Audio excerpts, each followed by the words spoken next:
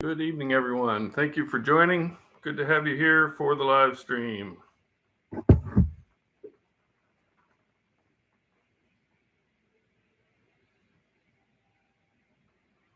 Welcome.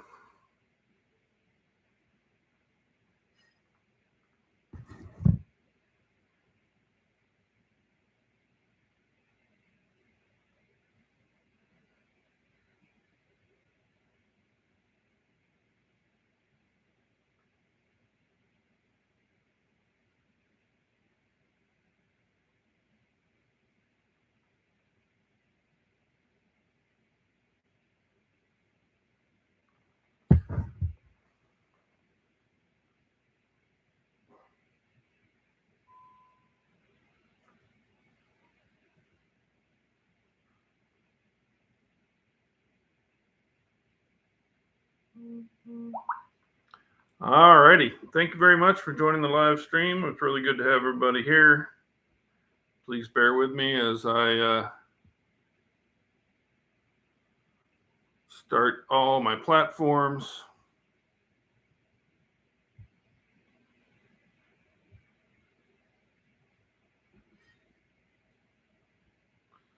Because it's important that we try to reach out in as many different ways as possible.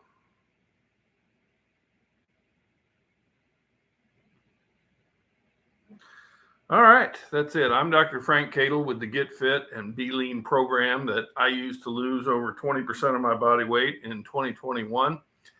And I've been hosting these weekly live streams ever since January 1st when I started. And it's interesting. I'm not sure what that is poking out there. One of the things that I talk about a great deal is nutrition. And as March is Colorectal Cancer Awareness Month, I feel it's kind of incumbent on me as a physician to tie together the recommendations that I make and how they can help decrease your own risk for developing colorectal cancer. All right. So I appreciate any likes, any shares, any thing you can do to help get increased engagement on the live. And wow, we got a bunch of people popping up on Instagram. Thank you very much for joining. And I'm going to talk about the impact of red meat in our diet on colorectal cancer incidence. Now, I want you to understand that there's something weird that pops out here on my Instagram. I don't know what that is, volume thing or something. I want you to understand that these are population studies, okay? So these studies are looking at a number of people and analyzing their diet based on what sells, what they generally report. They can do surveys. Every other person is a doctor on TikTok. Well, I'm a licensed physician, so I don't know about every other person, but Dr. Freehess, Dr. Rubin, Dr. Terry Simpson, there are a lot of physicians online who are trying to carry a message. And the reason is because there's a lot of people who are not physicians who come on to various websites and talk about the carnivore diet, talk about eating nothing but meat. And that's one of the reasons that I've really decided to focus on the risk that, yeah, I see that. There's nothing I can do about that. Thank you very much. If you're having a problem viewing me on Instagram, I would recommend you jump over to YouTube, or you can just listen on Twitter. I don't know why it's jumpy. It's probably just too much bandwidth. So that's clearly a platform related problem because I see that my Instagram looks okay. I can definitely follow my own TikTok and see that that's fine.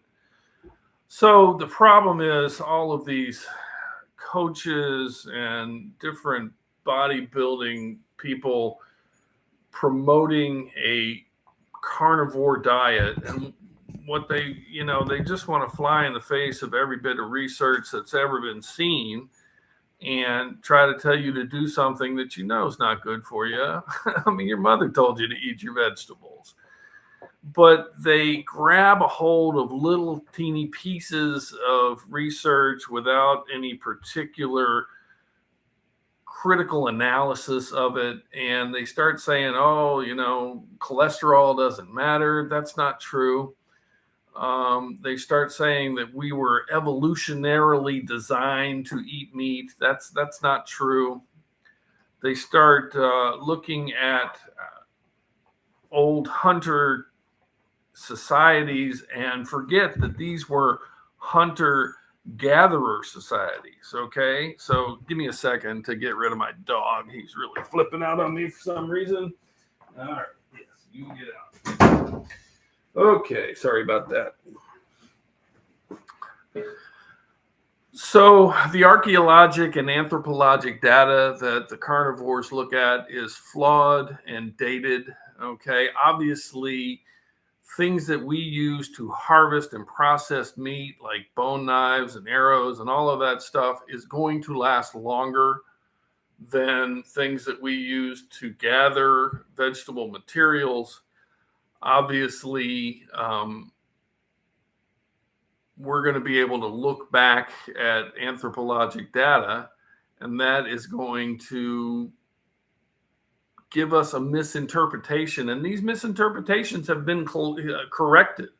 And if you look at the current data, the whole reason we can make an F sound because we have an overbite. Okay. The whole reason we can do that and we have that overbite is our evolutionary design to eat vegetable materials.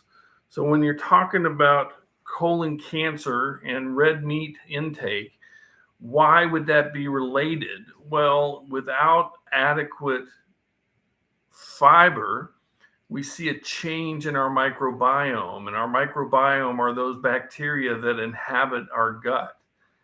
And that microbiome has a tremendous impact on the local chemical makeup of the neurotransmitters in our gut, and also just the mechanical abrasion that occurs. This is an area of rapid turnover of cells because of the abrasion that occurs as the digestive material moves through our intestines. And red meat doesn't have the kind of fiber that you need in order to facilitate that process. So, if you'll look at my Twitter feed for this week, you'll see a number of population studies that I have presented, which have been published over a period of years, looking at large population studies, tens of thousands of people. And the data that this presents is pretty incontrovertible. Now, are you going to develop colon cancer? Nobody knows. Okay. You have risk factors and you can control those risk factors. And the thing that I'm focusing on this month, colorectal cancer, is something that all of the different aspects of the Get Fit and Be Lean program can help you with reducing risk. You have a certain genetic predisposition to developing colon cancer, depending on who your parents and your grandparents were. But that predisposition isn't anything you can do anything about. Those are your genes and you're stuck with them. However, risk factors like a sedentary lifestyle, you can help change with the calisthenics of the Get Fit and Be Lean program. Risk factors like red meat, you can just make a substitution for 1 or 2 days a week. And I'm going to show you the substitution I made last Monday.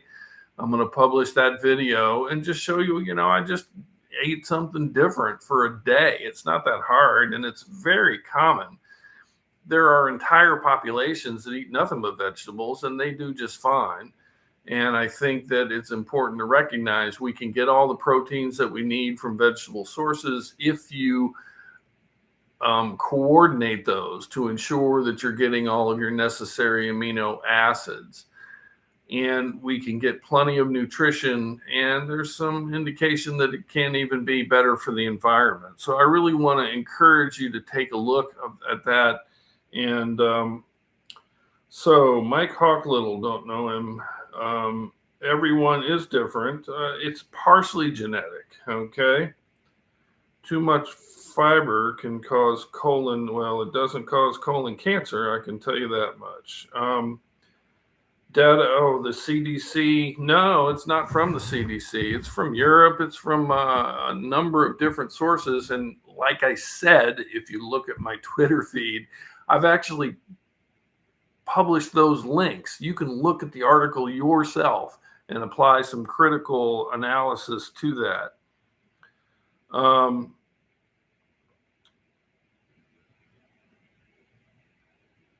All right. Well, I really want to thank, looks like we got dozens of people coming in on the TikTok live, which is always very encouraging. I even have some on my Instagram live, which doesn't really work all that well. Unfortunately, I don't really know why. It's an older phone or something like that. And of course, this will be available for you to view later on the YouTube live. But I do encourage you to go take a look at my Twitter feed. If you have any questions about those studies that I put there, please let me know. I'll be happy to take a look at the information and see what I can do to clarify it for you. But I can tell you that it's definitely incontrovertible as far as reproducibility across multiple studies, as far as information from multiple sources. And all of that can really help alleviate any concerns that you're being misled. And one thing about the carnivores and the keto folks, they do tend to really cherry pick little bits of small articles that support their point of view. They tell you spinach is bad for you because of a case report in somebody who was drinking smoothies made with spinach. Yes, you can cherry pick anything you want, but I would recommend that you instead try to get a broad understanding of what are the major scientific publications that look at this with tens of thousands or people or more. My Twitter account is under the same hashtag, Get Fit and Be Lean. Rastafarians, don't see many of them around anymore once they lost their lawsuits down in Florida. Another unemployed one. Well, that's funny, iPoke.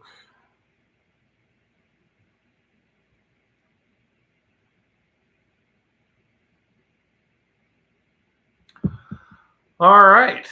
Well, that actually went a little quicker than I was hoping for, but I was at the game today. Go Hokies. I was doing a watch party over in LA, and it took a long drive to get back, so I didn't have a lot of my information right at hand. But I have put these links in, and I am going to be talking more about risk of developing colorectal cancer and what you can. No job. Why do you say that? That's really a strange thing to say. You know what, iPoke? I just want to inform you that muting you is really one of the most satisfying actions that I take on TikTok or any social media platform. I really enjoy that, and I thank you for giving me the opportunity to mute you. No, I have a job. I'm a licensed practicing physician, have been for a long time. And if you would get up out of your mom's basement, you could find out. All right. Thank you, Lilas. Thank you, Linda. Good to have you here. I appreciate all you guys sharing the live. I appreciate you commenting. I appreciate you asking questions. And I really hope that you will take a look at my Twitter feed articles if you have any questions about those. I do have a public PubMed bibliography. And if you look around a little bit, you may be able to find that and take a look at the articles that I link in there. Please take a look at my videos. I'm more than open to questions and may even answer your question with a video of its own. I've been doing this for Hokie fan, yes. Never met Michael Vick, but I did meet the man, Frank Beamer, at a Aerosmith concert in West Virginia. So, okay, one lawsuit in Florida. Okay, I don't want to talk about Rastafarians. Thank you. Cool Daddy and Flagstaff. All right, welcome.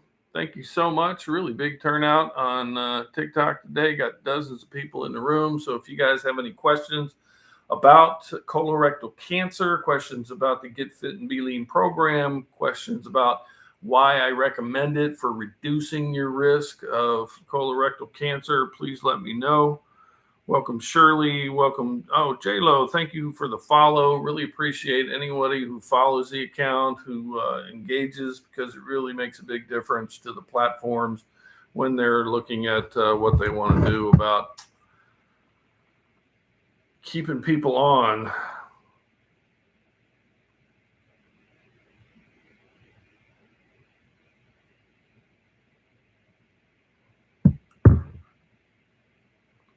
Prescott Valley, beautiful place. Really love it.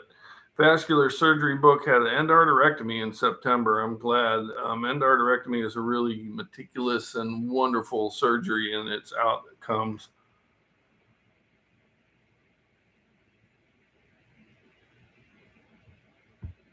I think I'm off of Twitter. I haven't found my spaces to be very heavily engaged. But my little microphone isn't green. I don't know why.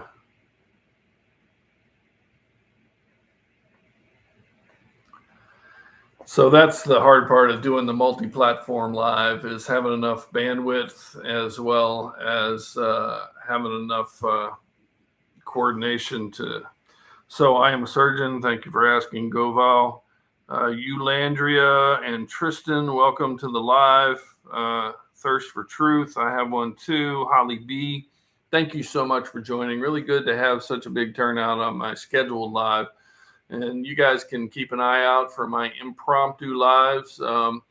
If you Instagram folks are interested, Ellsbury and all 13, El River Bandito, thank you very much for joining. Good to have you here. I hope that smoothed out. Jonick, welcome. And it's a roller coaster ride on the internet. Sometimes you really feel like you're carrying a message of nutrition and fitness and health, and that people are getting it and making progress. And then sometimes, holy cow, you feel like you're just swimming in the sewer and shouting into the windstorm. So if you guys can engage and let me know that you're getting some useful information, that makes a big difference and really helps. Welcome, Fabfish. Welcome, Charles. Good to have you, Claire. Thanks so much for joining the live. I really appreciate it. I'm going to go ahead and sign off so I can go and get something to eat. But Blues Hood, good to have you here. Thank you for joining. And that's going to be it for today.